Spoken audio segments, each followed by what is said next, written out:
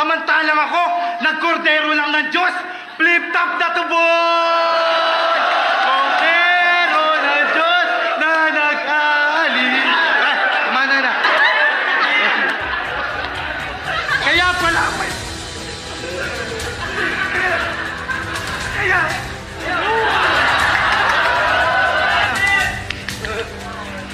kaya pala may...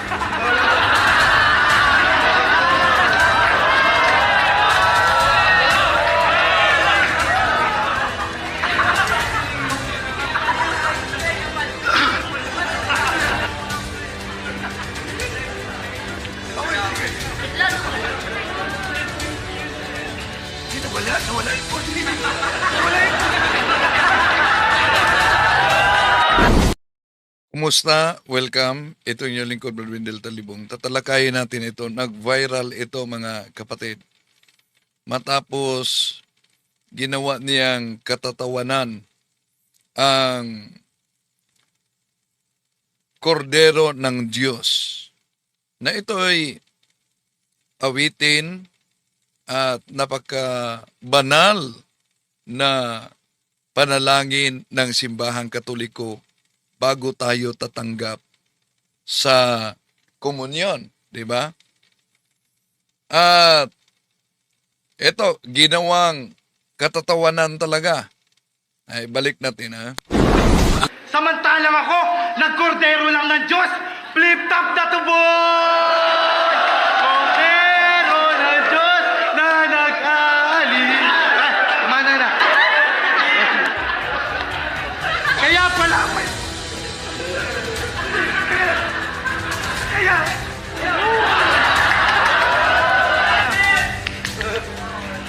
Kaya pala may...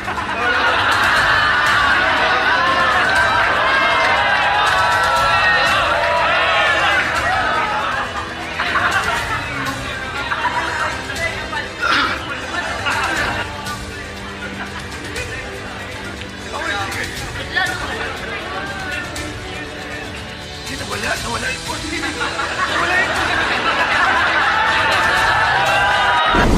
So, biglang nawala ang buses niya. No? Noong para bang nilalait niya at ginawang katatawanan sa flip-top na ito ang kordero ng Diyos, mga kapatid. No? At umani ito ng iba't ibang mga komento din. Na-share namin ni Father Darwin, umani ng iba't ibang komento. Pero bago diyan, acknowledge muna natin ang ating mga kapatid at sa mga bago pa lang, huwag kalimutang pindutin ang like sa ating live at huwag ding kalimutang mag-subscribe sa mga bago pa lang at pindutin ang bell button para updated kayo, mag-comment at i-share ninyo. Daming mga nag-comment, karma. Una, yung karma, hindi yan pananampalataya ng Kristiyano. Tandaan ninyo yan. Sa occult, sa mga pagano yan. At unang Korinto, Kapitulo 10, versikulo 20, ang mga pagano ay sumasamba sa demonyo at hindi sa Diyos. Ito ang bahagi na naging viral matapos ginawang katatawanan yung kordero ng Diyos. Ito. Ilang beses kang humingi ng battle kay Enigma, pero palagi kang tinataboy. Samantalang ako, nagkordero lang ng Diyos, flip-top na tubod! Kordero ng Diyos na nag-aalis. Mana na. Yan ang, di ba? Sa awit niya ng kordero ng Diyos na nag-aalis, di niya tinapos, nag-aalis ng kasalanan sa buong sanlibutan. Ang mabasa natin yan, yung parang ginawa niyang katatawanan sa Juan Kapitulo 1, versikulo 29. Ito ang babasa natin. Kinabukasan, nakita ni Juan si Jesus na malapit sa kanya. Sinabi niya sa mga tao, "Narito ang kordero ng Diyos na nag-aalis ng kasalanan ng sanlibutan." At inaawit natin itong mga Katoliko. Iwan ko kung totoo ba, may nag-comment kasi na ito daw umano'y kaanib ng Iglesia ni Cristo, pero di pa sure. Basta may nag-comment. No? Inaawit natin yan bago tayo magkomunyon. Di ba? Luluhod tayo, "This is the Lamb of God." Yan ang sasabihin ng pari. At ito ang ginawa niyang katatawanan. Okay pa ang busis niya dito. Ilang beses kang humingi ng battle kay Enigma, pero palagi kang tinataboy. Samantalang ako, nagkordero lang ng Diyos. Flip top na to, boy! Kordero ng Diyos na nag-aalis. Tama na. Kaya pala, Ayan. Dito na, nagsimula. Nawala na ang kanyang busis dito.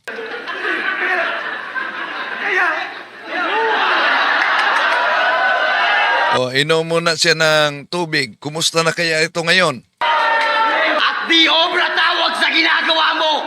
Wala kang alam sa tunay na sining.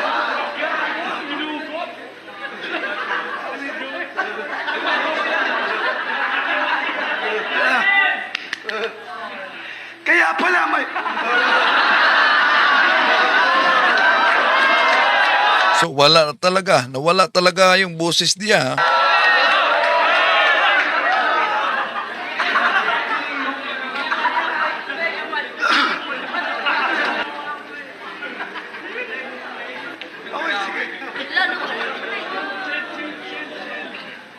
Nawala yung boses. Nawala yung boses. Nawala talaga yung busis niya, no? Matapos inawit niya at ginawang katatawanan ang kordero ng Diyos. Kahit pa uminom na siya ng tubig dito.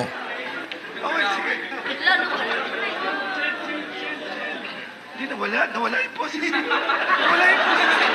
Nawala ang busis niya talaga. So, ang ginawa niyang katatawanan itong sa Juan Kapitulo 1, versikulo 29, na sinabi niya sa mga tao, "Narito ang kordero ng Diyos na nag-aalis ng kasalanan ng sanlibutan." At may babala na ang banal na kasulatan kung sakaling gagamitin. Alam naman natin sa simbahang Katoliko, ang korderong ng Diyos na nag-aalis sa kasalanan ng sanlibutan, walang iba. Ang ating Panginoong Hesukristo, at ang ating Panginoong Hesukristo ay Diyos. No? Di yan matanggap sa mga anti-Catholic, lalo na sa Iglesia ni Manalo. Diyos ang ating Panginoong Hesukristo. Sabi sa Juan Kapitulo 1, versikulo 18, ang salita ng buhay, ito'y ginagamit ng mga ministro na salin, "Wala pang nakakita sa Diyos Ama kahit kailan, subalit ipinakilala siya sa atin ng Diyos Anak." So ang ating Panginoon Jesucristo ay tunay na Diyos at tunay na tao. Dual nature siya, both human and divine. At ano ang sabi sa Exodo Kapitulo 20, versikulo 7, "You shall not misuse the name of the Lord your God, for the Lord will not hold anyone gentles who misuse His name." At inulit pa ito sa bagong tipan. No? Inulit pa ito sa bagong tipan. Sa Galatians chapter 6 verse 7, ito ang mabasa natin. "Do not be deceived. God cannot be mocked. A man reaps what he sows." Aanihin umano sa tao kung ano ang kaniyang itinanim. Ano ba ang kaniyang itinanim dito? Ilang beses kang humingi ng battle kay Enigma, pero palagi kang tinataboy. Samantalang ako, nagkordero lang ng Diyos. Hello kay Kaburnok, Factbusters. Huwag niyo kalimutan mag-subscribe kay Kaburnok. Maganda at marami kayong matutunan. Flip top na tuboy! Kordero ng Diyos na nag-aalin. Tama na. Kaya pala may... Kaya... At di obra tawag sa ginagawa mo! Wala kang alam sa tunay na sining.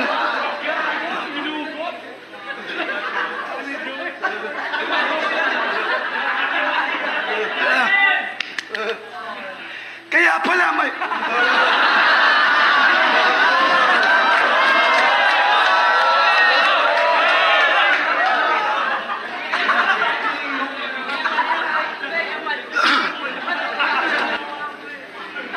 Unti-unting nawala ang kanyang busis, no? Dito, sabi niya, parang di na lumabas talaga. Oh, ito. Hindi, nawala yung boses. Nawala yung boses.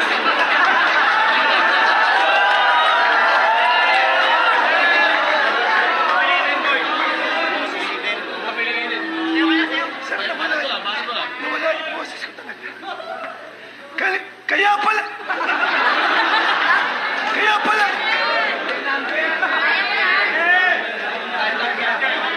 Ano ba natin yung wall? Pakinggan natin. Patay ka na! Wala talaga ang busis niya, no? Oh. Pagkatapos, parang ginawang katatawanan lang yung kordero ng Diyos.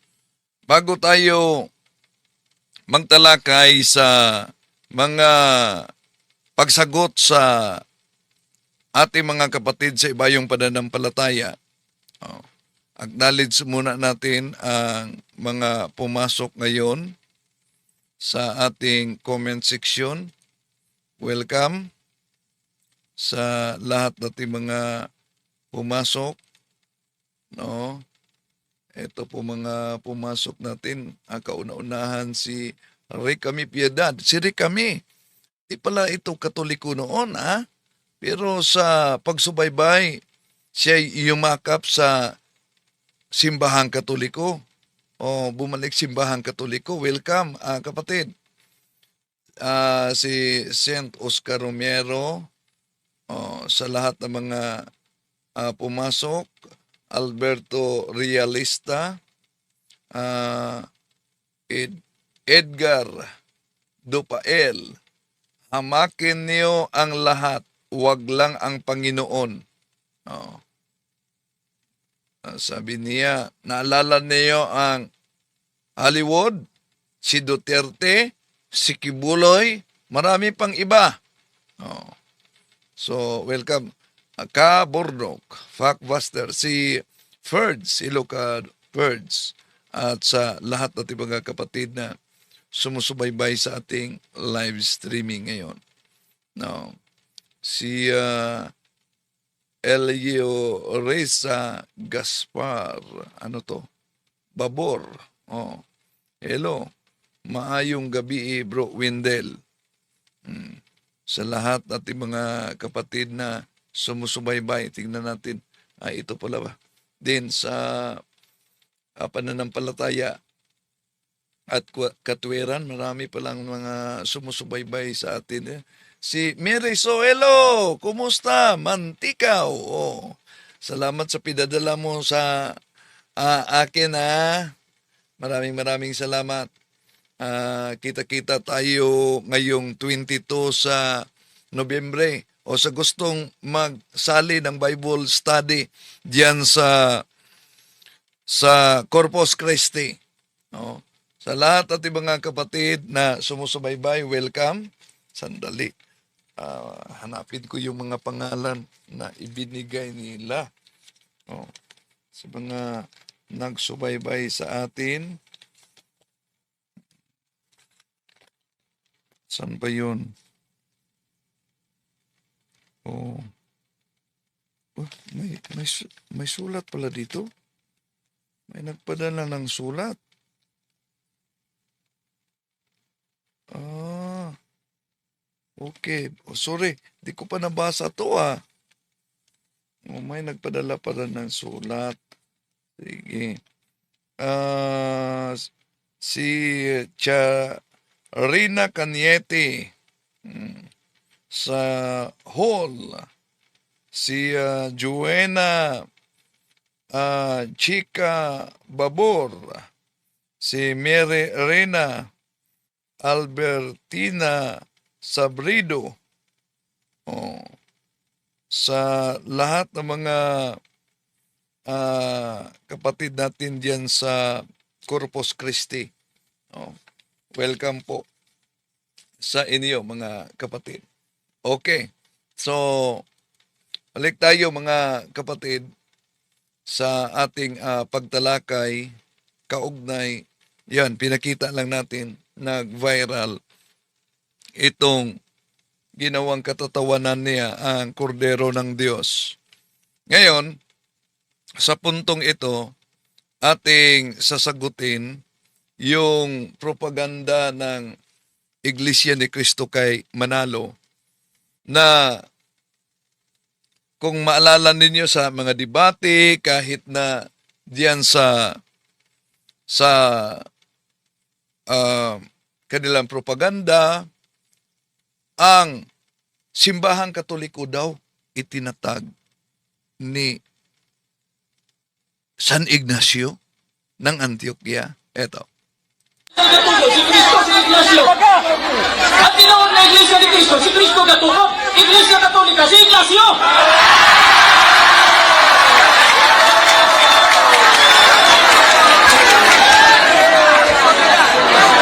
Kay imo man dyong ipamugos nga si San Ignacio may nagtukod sa Iglesia Katolika, ang pangutana sumala nining inyong libro nga naguluhan o basahon ang katotohanan dapat malaman ukol sa mga aral ng Iglesia Katolika Apostolika Romana. Ang pangutana sumala nining libro kinsay nagtukod sa Iglesia Katolika o kanusa? Nagsuwagan kasi kahit sa kanila pasugo magasin mga kapatid kung sino ang nagtatag sa simbahang Katoliko. Yon ang mangyari pag mag-imbento lang na wala sa katotohanan. No? At sa matagal ng panahon, yung pagpakalat ng tinatawag na fake news nitong anti-Catholic, lalo na sa Iglesia ni Kristong tatag ni Felix Manalo. At di lang yan, kinopya din yan sa 70 Adventist at ibang mga nagsusulputang sikta na si San Ignacio sa Antioquia daw ang nagtatag sa simbahang Katoliko. Kaya, totoo ba ito mga kapatid? Alamin natin. Batay sa kasaysayan, sagutin natin ito mga propaganda nila. Kung tingnan natin ang history, si San Ignacio ay ikatlong obispo sa Antioquia. Kapag sinabing obispo, ibig sabihin, meron local church o yung tinatawag na Kristiyanong sambayanan. At tandaan ninyo na kung tingnan natin ang Gawa 11:26, kauna-unahang tinatawag na Kristiyano ang sumasampalataya sa ating Panginoon Jesucristo saan? Sa Antioquia. At si San Ignacio ay taga-Antioquia. Pero ang iniiwasan nitong mga anti-Catholic, sino ba talaga si San Ignacio? At sino siya, kanino siyang alagad? Yon ang iniiwasan nila. Dahil kung matumbok natin kung kaninong alagad si San Ignacio, abay, supalpal sila lahat. Bakit? Dahil pinatunayan nila, sa bawat paggamit nila kay San Ignacio mga kapatid, pinatunayan nila ng simbahang Katoliko ay tunay na iglesia. Sa kasaysayan, si San Ignacio ay si pinalitan niya yung obispo na si Saint Evodius. At yung pangalan sa Gawa 11:26 na Kristiyano sa panahon yon ni Saint Evodius.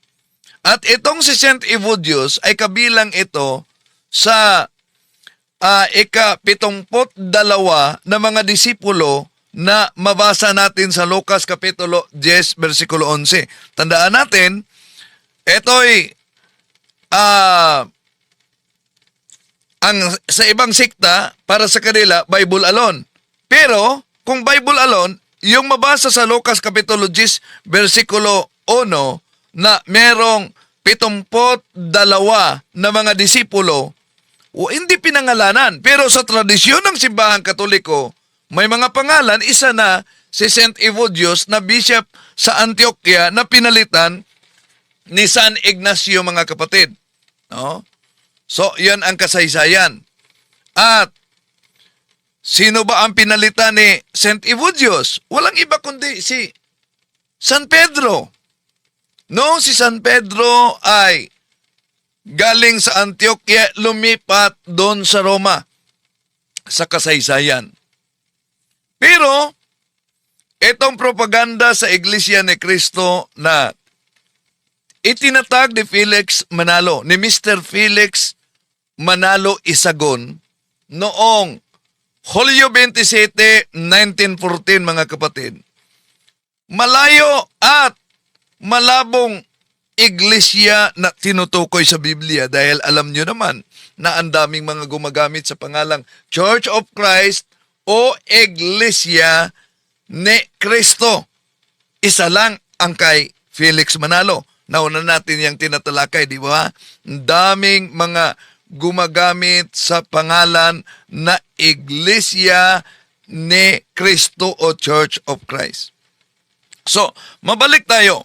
Habang patungo sa Roma si Saint Ignacio, siya ay sumulat sa 7 liham na mababasa sa isa sa kaniyang mga liham yung ginagamit na salitang Catholic para itawag sa simbahan na tatag ng ating Panginoon Jesucristo.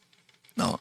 Ang sabi niya sa sulat niya sa taga Esmerna noong taong 107 Anno Domini, sabi sa kanyang sulat, "Whenever the bishop shall appear, there let the multitude of the people also be, even as wherever Jesus Christ is, there is the Catholic Church." Kung mapansin ninyo, kahit Baptist at ibang sikta, mga kapatid, ang grupo ng Seventh-day Adventist, dahil alam nila na Katoliko talagang totoo, kaya sila din ay nag-claim na Catholic daw sila. Catholic. Bakit Catholic daw sila? Dahil sila daw lumalaganap din. Oh. Kaya therefore, Catholic din daw umano sila dahil lumalaganap sila. Pero tingnan natin ang mabasa, mga kapatid. Ano ang mabasa diyan sa Gloriae Encyclopedia, Volume 5, page 106? Catholic Church, Greek Catholicos Universal. Term generally applied to the divine society founded by Jesus Christ and endowed by the outpouring of the Holy Ghost on the day of Pentecost, hence often called Roman Catholic. Ano daw? Ang Catholic, term generally applied to the divine society founded by Jesus Christ. At kung mapansin ninyo, itong mga Iglesia ni Kristong tatag ni Felix Manalo, ginagamit nila ang mga aklat Katoliko, pinagchap-chap nila. Pero iyon ang dahilan kung bakit natin sasagutin sila, mga kapatid, sa paulit-ulit din nila natuligsa. At tandaan natin, ang turo ng mga ministro ni Felix Manalo, pag kontra-kontra ang aral, ano daw? Napakaraming kontradiksyon. Kaya pag kontra-kontra, mali ang aral. Labag sa Biblia, kaya hindi po, eto tanong, hindi po, yan po ba ay masasabi nating tunay na relihiyon? Matatalino po kayo eh. Oh. Pag nagturo ng kontra mga kapatid, yon, hindi daw umano tunay na iglesia. Now, balikan natin ang grupo sa iglesia ni Kristong The Revealers. Ginagamit nila ang aklat Katoliko para igiit na talagang ang founder daw ay si San Ignacio. Ito. Baka kasi sabihin nila, gawa-gawa lang natin yon yung sinabi ni Caramil. Ito po yun. Ayan, Webster's Third New International Dictionary. Ano bang kahulugan ng invent? From Latin, inventus. Ayan. Venire, to come, more to come. Ano yung mga kahulugan? Ayan, number 4. Found, establish, institute, initiate. Paano ngayon yan? Yun palang kahulugan ng invent, found, establish. Siguro tatalibungin na naman yan. Opo, diyan nga nabutata si Gitgano eh. Palakayin nyo naman ako. Meron pala. Oh, nabutata daw umano si Father Darwin. Ha? Paano nabutata? Nabasa lang din niyo ang salitang invent sa diksyonaryo. Pagkatapos, gustong ipalitaw nila na si San Ignacio ang nagtatag sa simbahang Katoliko. Nako, ipaano niyo i-reconcile itong Pasugo magazine ninyo? Pasugo, Marso-Abril 1987, page 4 ni Phil John Fuentes. The Catholic Church, therefore, and I strongly assert this, exists not because it was founded. Oh, aral pala nila yan. Na ano ang sabi? Panay nilang sinasabi na ang simbahang Katoliko'y itinatag ni San Ignacio. Pero ang sabi sa kanilang pasugo, ang simbahang Katoliko o mano ay umiiral hindi dahil ito'y naitatag. Oh. Paano nila yan i-reconcile? Pagkatapos, yung sabi ni Barba mga kapatid, na si San Ignacio ang founder ng simbahang Katoliko. Hindi. Kailan? 110 anno domini. 107, 110 anno domini. Kung iyon ang kanilang propaganda. Ang tanong, kung yun talaga ang kanilang turo, 110, 107, 110, itinatag ang simbahang Katoliko. Paano nila i-reconcile itong nakasulat sa kanilang Pasugo magazine? O ito, sabi ni Phil John Fuentes, I have nothing against the fact that the Catholic Church, which exists to this day, could be traced back from the 1st century. Ano daw? Di daw niya matutulan ang katotohanan na ang Iglesia Katolika na nag-exist ngayon, umiiral ngayon, ay maipabalik sa unang siglo. Paano nila i-reconcile na ang simbahang Katoliko ay itinatag daw umano ni San Ignacio, second century na yan. Kung second century yan, paano i-reconcile nila na ang simbahang Katoliko ay umiiral na sa unang siglo? Kaya, yung binasa ni Parba sa Aklat Katoliko, minadjik nila yon. Matod sa ilang libro, kinsay ga-invento sa pangalang Katolika. Usbon ko. Yeah? It was first used by St. Ignatius. Catholic is the ancient name by which the Church of Christ has been known for 19 centuries. It was first used by Saint Ignatius, Bishop of Antioch in Syria. Pagkatapos, the church founded by Christ is here for the first time called the Catholic Church. So nabasa ha? Di ba? Anong sabi? The Church of Christ is here. For the first time, called the Catholic Church. Di ba yan naunawaan ng mga ministro, mga kapatid? The Church of Christ is here. For the first time, called the Catholic Church. Ang Iglesia ni Cristo ay nandito na sa kauna-unahang pagkakataon. Tinatawag na Iglesia Katolika. Itinatag ng ating Panginoon Kristo sa nabasa niya. Ulitin. Matod sa ilang libro, kinsay giimbento sa pangalang Katolika. Usbon ko. Yeah? It was first used by Saint Ignatius. Catholic is the ancient name by which the Church of Christ has been known for 19 centuries. It was first used by Saint Ignatius, Bishop of Antioch in Syria. Pagkatapos, the church founded by Christ is here for the first time called the Catholic Church. So, nabasa niya.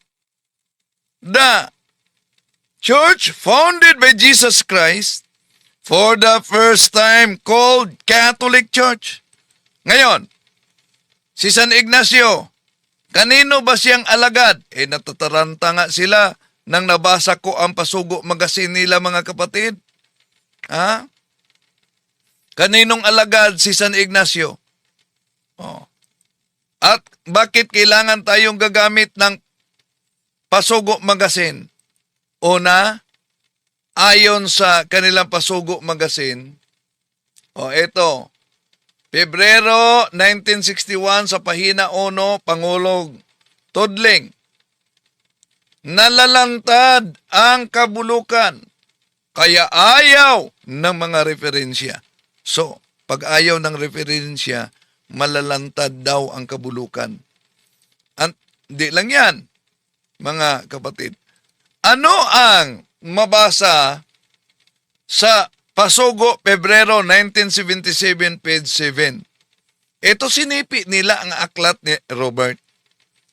Ang palusot dito ng mga ngaral ng INC, hindi naman yan aming aral. Sinipi lang. Kotisyon.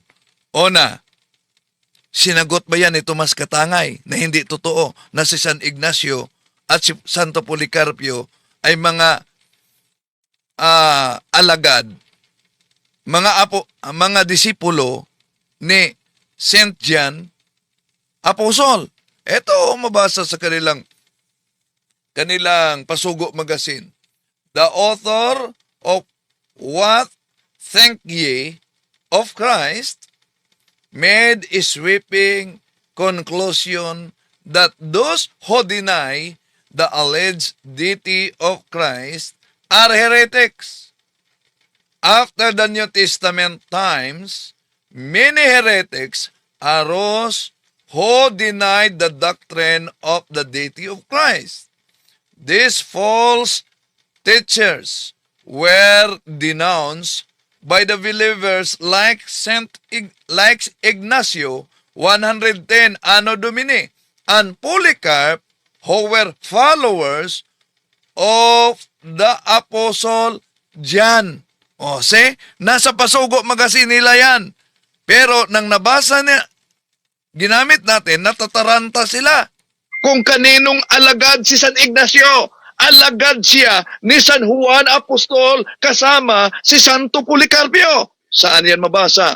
Ito, research naman pag may time. Kasama na Sige nga. Kasama na. Ano yung bala niya, Kuya Robin? Ano yung bala niya? Biblia ba? Sige nga. Ayan. Nasa Pasugo nila ang ginamit natin, pero para lang makalusot, pinagtatawanan nila, anong bala? Biblia ba? Referensya! Anong sabi ng Pasugo magazine ninyo? Malalantad ang kabulukan, kaya ayaw ng mga referensya. O, pag maipit, diferensya na. O, tuloy natin mga kapatid. Eto mga kapatid. Pasugo, Pebrero 1977, 7.7. Tangay. Pasugo, February 1977. Oh, mga researcher So may mga researcher sila. Binanggit pa niya, Pasugo 1977. natin, pasugo daw, February 1997. Bakit 1997? Ibinanggit na nga niya, Pasugo 1977, pagkatapos ipahanap, Pasugo 1997. Balik natin. 1977. Oh, mga researcher natin, pasugo daw, February 1997. Screenshot lang natin. No, screenshot lang nila umano. Sagutin natin ito. Sagutin nila. Natataranta na. The author of What Think Ye of Christ made a sweeping conclusion that those who deny the alleged deity of Christ are heretics. After New Testament times, many heretics arose who denied the doctrine of the deity of Christ. These false teachers were denounced by believers like Ignatius, 110, Anno Domini, and Polycarp, who were followers of the Apostle John. Yon. Yan, napansin po ninyo kung ano yung Balik mo doon, kuya. Napansin nyo? So natataranta sila dito. Napansin ba ninyo ang Pasugo Magazine? Pero sabi niya, hindi naman ito aral, kotisyon lang ito. Tama, kotisyon. Pero ang tanong, meron bang pagtuwid si Tomas Katangay sa naturang Pasugo na hindi totoo na si Santo Policarpio at si San Ignacio ay disipulo ni San Juan Apostol? Meron ba? Wala. Kaya ginamit nating referensya yung kotisyon na nakasulat sa kanilang Pasugo, mga kapatid. Dahil batay sa naturang referensya, mabasa diyan kaninong alagad si San Ignacio. At hindi yan pinasinungalingan ng mga ngaral sa INC. Kung tingnan natin, gumagamit pa ito sila ng history. Bakit? Alam nila kailan. Nagtaka tayo, kailan ipinanganak si San Ignacio. Wala yan sa Biblia. Pero pag maipit na sila na si San Ignacio ay disipulo ni San Juan Apostol, hahanap na ng Biblia. Saan yun mabasa sa Biblia? Yung binanggit nila kung kailan ipinanganak si San Ignacio, mabasa ba yan sa Biblia? Hindi yan mabasa sa Biblia. Sa history yan. So therefore, nagre-research kayo ng history. Nang ipanganak si Ignacio ninyo, probably 35 AD. 35 AD. Napakalapit sa panahon ng mga apostol at sa panahon ng ating Panginoon Jesucristo. Kumpara ni Felix Manalo, kailan siya ipinanganak? Nabinyagan siyang Katoliko, kaya Felix ang kanyang pangalan dahil kinuha sa pangalan ng sa pangalan ng santo, si St. Felix, nasa Pasugo Magazine ninyo yan.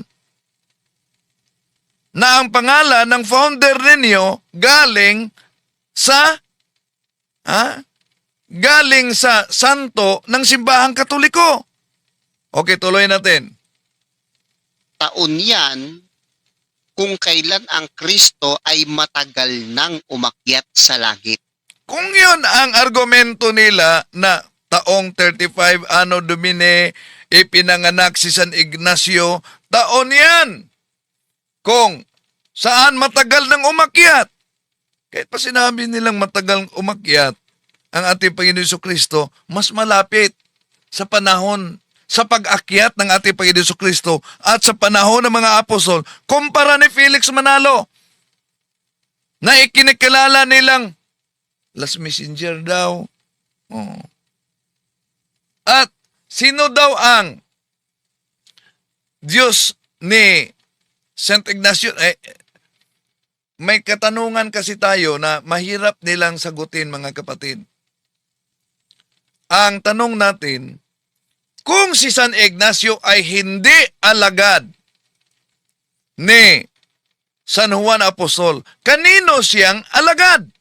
Abay, alam nyo, ang sagot ng The Revealer sa iglesia ni Kristong Tatag ni Felix Manalo, ito.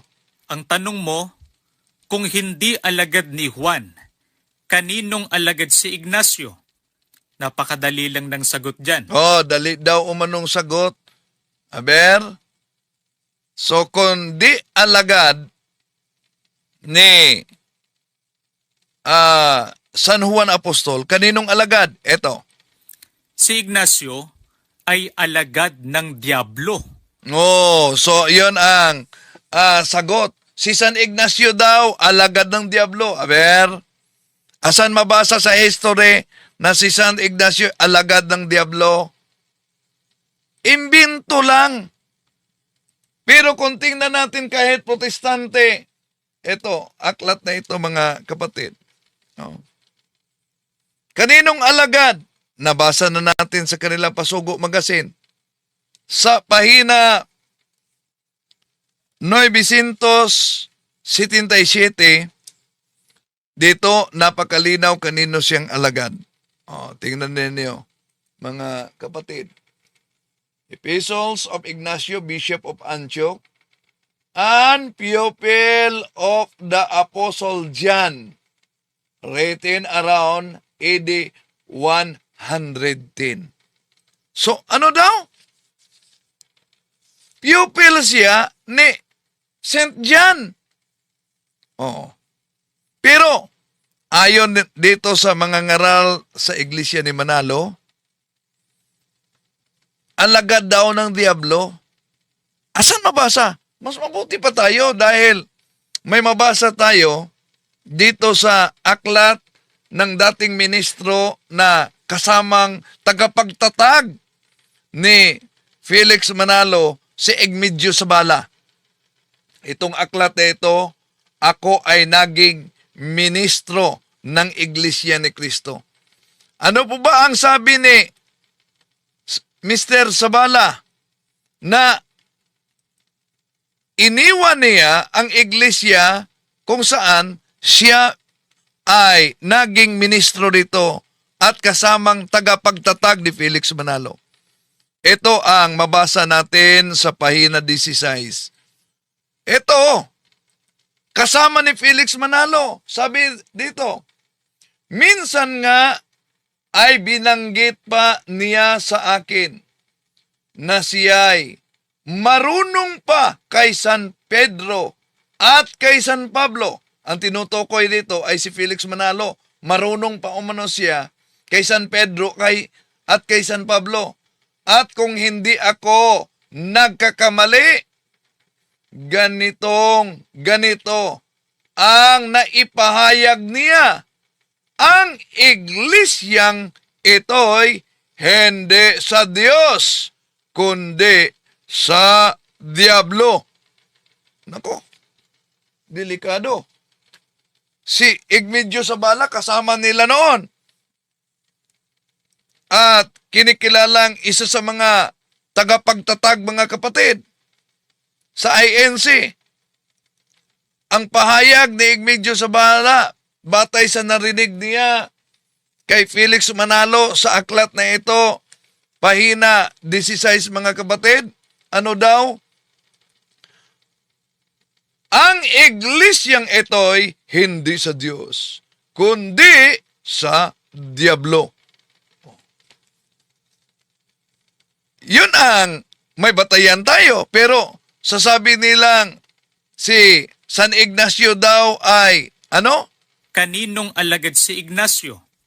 Napakadali lang ng sagot dyan. Si Ignacio ay alagad ng Diablo. Bakit? Sino ba ang Diyos na itinuro ni Ignacio? Di ba't Diyos na may Alagad daw ng Diablo si San Ignacio. Bakit? Sinong Diyos ang itinuturo ni San Ignacio? Eto. tatlong persona? Sino ba ang Diyos na itinuro ng mga apostol? Hindi ba't ang Ama lamang? Na. Itong mga ngaral ni Felix Manalo, ang giit nila, Bible alone. Pero, yung mga pahayag ay, wala naman sa Biblia. Halimbawa, sino ba ang itinuturo daw ng mga apostol na Diyos? Di ba ang Ama lamang? May mabasa ba sa Biblia na ang Ama lamang? The Father alone? Totoo naman na may iisang Diyos. Pero, kung ang doktrina ng INC, yun naman talaga, walang pagkakaiba sa kay Pastor Apollo Kibuloy, na merong iisang persona, ang Ama. Ang tanong, saan ba mabasa sa Biblia na may iisang persona, ang Ama? Wala namang mabasa. Kaugnay diyan, mga kapatid. Pero isa sa mga ginagamit nila para iputol-putol, itong Discourses of the Apostles' Creed. Kailan daw idiniklara ng simbahang Katoliko na ang ating Panginoong Jesucristo ay tunay na Diyos? At kailan daw idiniklara ng simbahang Katoliko sa konselyo nito na ang Espiritu Santo ay Diyos? Ito po ang babasahin ng mga ministro ni Felix Manalo, mga mahal na kapatid, sa pahina 206. It was not until 325 Anno Domini at the Council of Nicaea that the Church defined for us that it was an article of faith that Jesus is truly God. In 381 at the Council of Constantinople, it was defined that it is an article of faith that the Holy Ghost is God. Kaya, sasabihin nila mga kapatid, malinaw, naimbento lang pala ito sa konsilyo ng simbahang Katoliko ang pagka-Diyos ni Kristo at ang pagka-Diyos ng Espiritu Santo. Mali! Dahil may pinutol sila. Anong pinutol nila? Ito, kinulayan ko ng pula mga kapatid. Ito ang iniwasan ng mga ministro. Ito Ang binabasa nila, yung kulay puti. It was not until 325 Anno Domini at the Council of Nicaea that the Church defined for us that it was an article of faith that Jesus is truly God.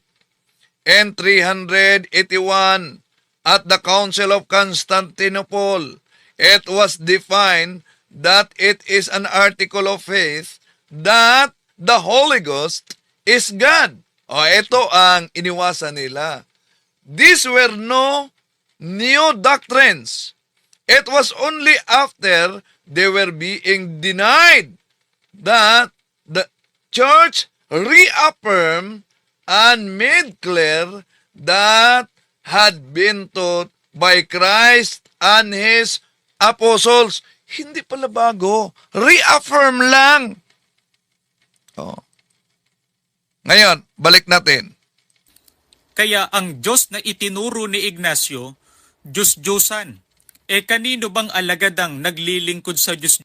So, ang itinuro daw umano ni San Ignacio, Diyos-Diyosan. Gusto nilang ipalitaw na Diyos-Diyosan ang ating Panginoong Hesukristo. Pero ang tanong, dahil sila, tandaan ninyo gumagamit sila ng iba't ibang salin ng Biblia mga kapatid para patunayan yung kanilang doktrina na wala naman silang sariling Biblia. Pero ano po ba ang mabasa? Ito bang Trinity ay inihayag na kahit sa lumang tipan? Yes. Tingnan niyo, itong mabasa sa Isaiah chapter 48 verse 16. Come ye near unto me, hear ye this, I have not spoken in secret from the beginning, from the time that it was. Where am I? And now the Lord God and His Spirit hath sent me. Ano daw? Dito mga kapatid, makita natin ang tatlong persona. Sabi dito, and now the Lord God. Sino itong Lord God? Sino itong His Spirit? Sino itong pinadala ako? O, napansin niyo ba? Isaiah 46:16, because the divine revelation of God was gradually revealed to us. Pero inihayag na kahit sa lumang tipan. Okay. Tuloy natin mga kapatid. Diyos-Diyosan daw. Kung Diyos-Diyosan, hindi tunay na Diyos. Ang tanong, ginagamit ng mga ministro ang Biblia na Amplified Bible. Sa Amplified Bible ba, di ba mabasa diyan na naihayag ang tatlong persona sa iisang Diyos? Ito, mabasa natin sa Genesis chapter 1 verse 26. Then God said, let us, close parenthesis, Father, Son, and Holy Spirit, make man in our image according to our likeness, not physical, but a spiritual personality and moral likeness, and let them have complete authority over the fish of the sea, the birds of the air, the cattle, and over the entire earth, and over everything that creeps and crawls on the earth. So, napansin niyo, let us, Father, Son, and Holy Spirit. So, sa lumang tipan pa lang, itong salin na Bibliang ginagamit nila mga kapatid, ay inihayag na ang nag-iisang Diyos sa tatlong persona. Ang ating Panginoong Hesus nga sa kaniyang binyag, Mateo Kapitulo 3, versikulo 16, 17, na ihayag doon ang tatlong persona, ang anak na tumanggap ng binyag, ang kalapati na banal na espiritu, at ang tinig doon sa langit. Yun ay ang Ama. At ginagamit din nila itong salin na ito, the voice. Ginagamit nila. Pero ano bang mabasa dito sa Matthew chapter 28 verse 19? Go out and make disciples in all nations, ceremonially wash them through baptism in the name of the triune God, Father, Son, and Holy Spirit. Napansin niyo ba ang nakasulat? Singular, in the name. Name ha, hindi names. Name of the triune God. Sino to triune God? Father, Son, and Holy Spirit. Oh. So, napakalinaw mga kapatid na kahit binanggit ang tungkol sa bautismo o binyag, pero nandyan ang konsepto sa Trinity. Iisang Diyos sa tatlong persona. Dahil merong tatlong karakter na binanggit yan. Ang Ama, Anak, at ang Espiritu Santo. Ngunit, iisang pangalan, singular name, not plural names. Pero bakit singular? In the name. Gayong tatlo naman ang binanggit na karakter o persona sa Mateo Kapitulo 16, versikulo San Mateo Kapitulo 28, versikulo 19. Bakit? Una, kung tingnan natin ang mabasa sa Revelation chapter 16 verse 9, ito mga mahal na kapatid.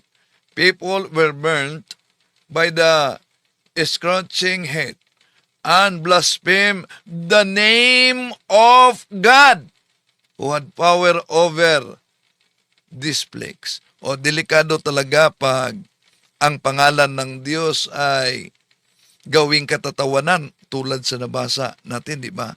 O, delikado, tulad sa napakita natin mga kapatid.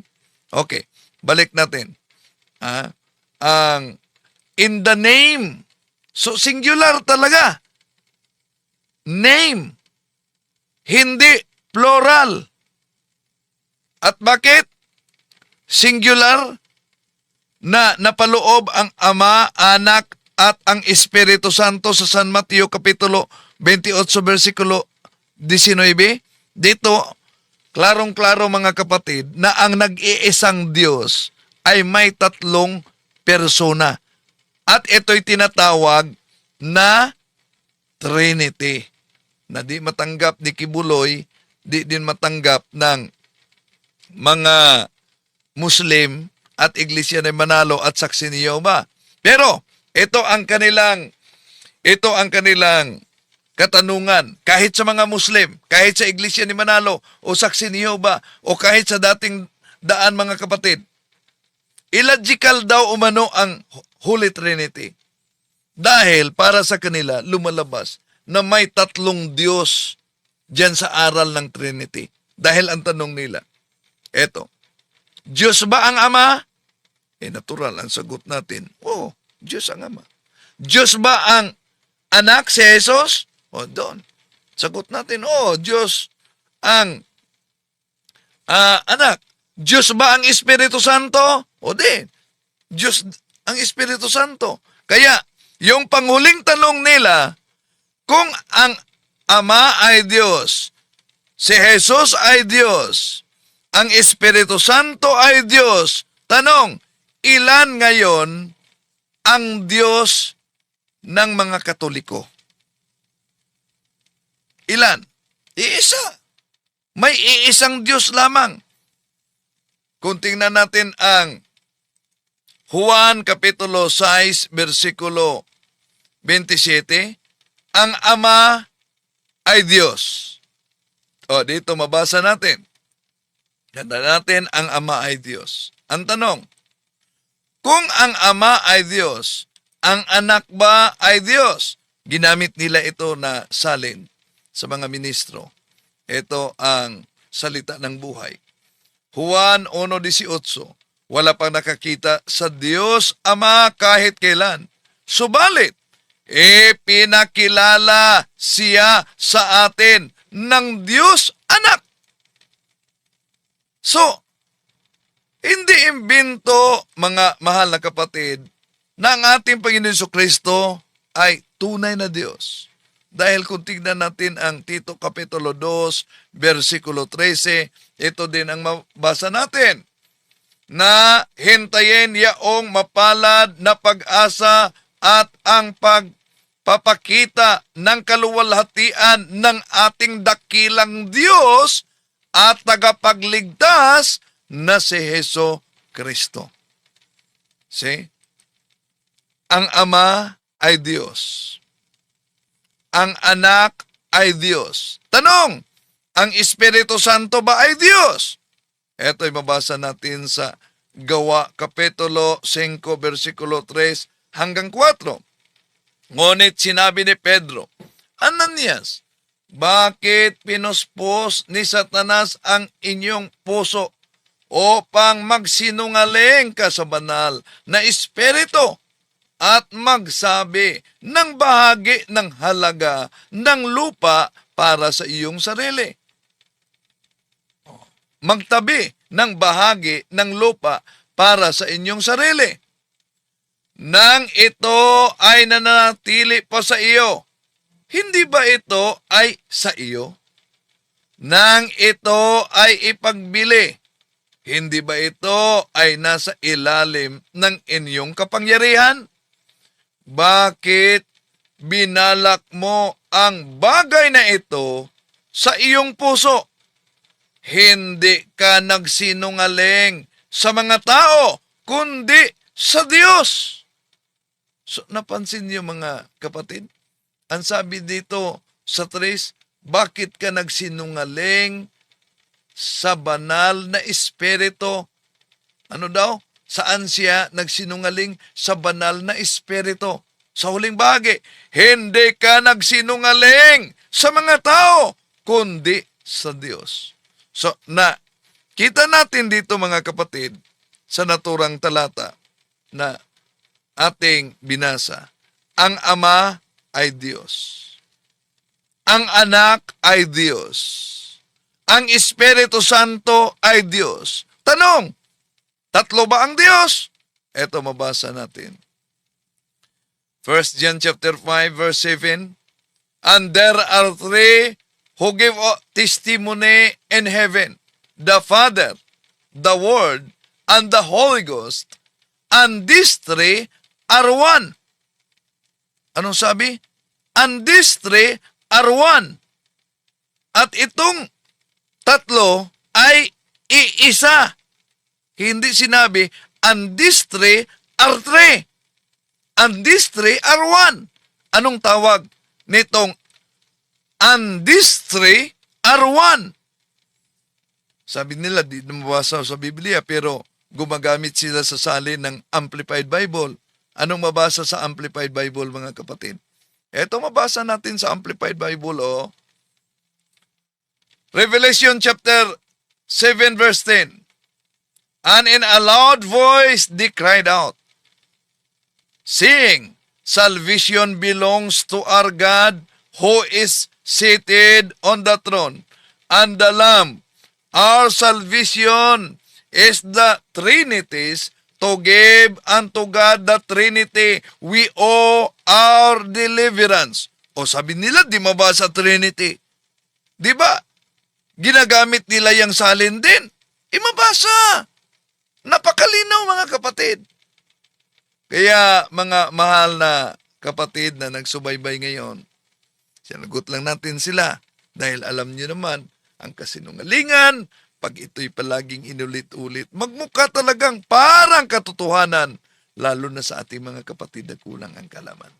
Maraming salamat po sa inyong pagsubaybay at kumusta na kaya itong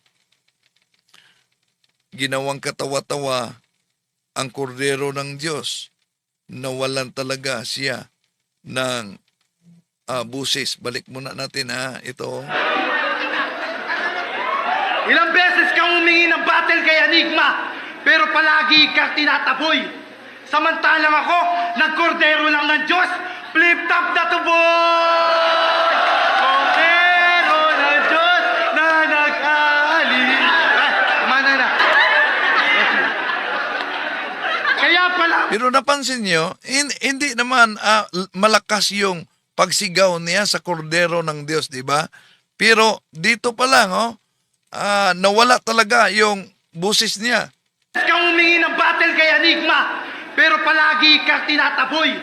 Samantalang ako, nagkordero lang ng Diyos, flip-top na tuboy! Kordero ng Diyos na nag-aalis. Mana na. Kaya pala,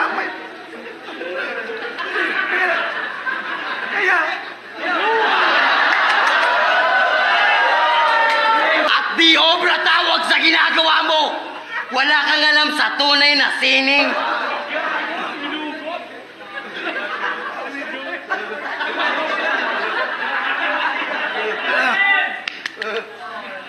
Kaya pala may... So, wala talaga ang kanyang busis dito.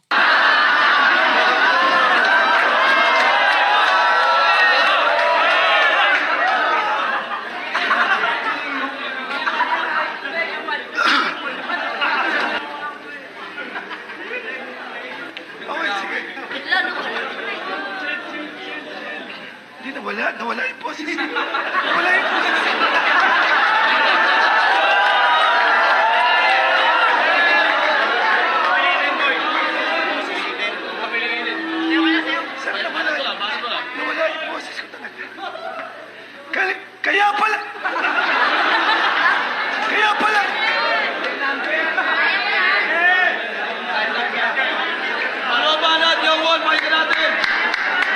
Patay ka na! Wala talaga busis niya. So, huwag niyong gawing katatawanan ang pangalan ng Diyos. Marami na ang gumawa niyan. At marami na tayong makitang may epekto talaga. Mga mahal na kapatid, tinatalakay natin ito hindi para masaktan ang damdamin, kundi sa pamamagitan nito, sana ito'y magiging gabay sa paghanap ng katotohanan. Maraming salamat sa inyong pagsubaybay. Hanggang sa muli, itong inyong lingkod, Brad Wendell Talibong. Naway.